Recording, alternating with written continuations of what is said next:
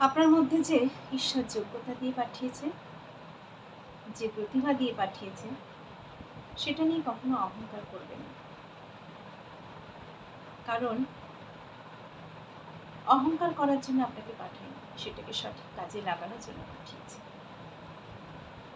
মনে রাখবেন, প্রত্যেকটা মানুষের মধ্যে কিছু না কিছু যোগ্যতা থাকে, তার মধ্যে কিছু না কিছু প্রতিভা থাকে। ঈশ্বর প্রত্যেককেই কিছু না কিছু দিয়ে পাঠায়। কেউ বুঝতে পারে, বুঝতে পেরে সেটাকে কাজে লাগায়, আর কেউ বুঝতে পারে না, সেটা ওইভাবেই চাপা পড়ে থাকে। তাই আবার কেউ অভাবের জন্য সেটাকে কাজে লাগাতে পারে না।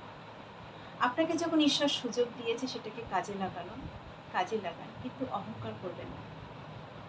এই অহংকারই আপনাকে একদিন নিচে নামিয়ে দেবে। যে যোগ্যতার জন্য আপনি একদিন এই উঁচু স্থানে পৌঁছেছিলেন, এক ঝটকায় আপনারই কারণে, আপনার অহংকারের কারণে, দম্ভের কারণে সেইখান থেকে নিচে নেমে যাবে। কারণ যে মানুষগুলো আপনাকে আপনার পাশে দাঁড়িয়ে সেই চূড়ায় পৌঁছে দিয়েছিল, সেই মানুষগুলো আপনার পাশ থেকে সরে যাবে আপনার অহংকারের জন্য।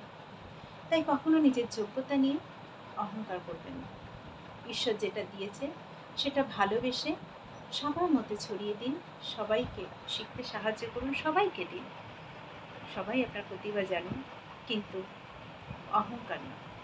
অহংকারটাকে ঝেড়ে ফেলুন আর প্রতিভাটাকে আরও এগিয়ে নিয়ে যেতে দিন।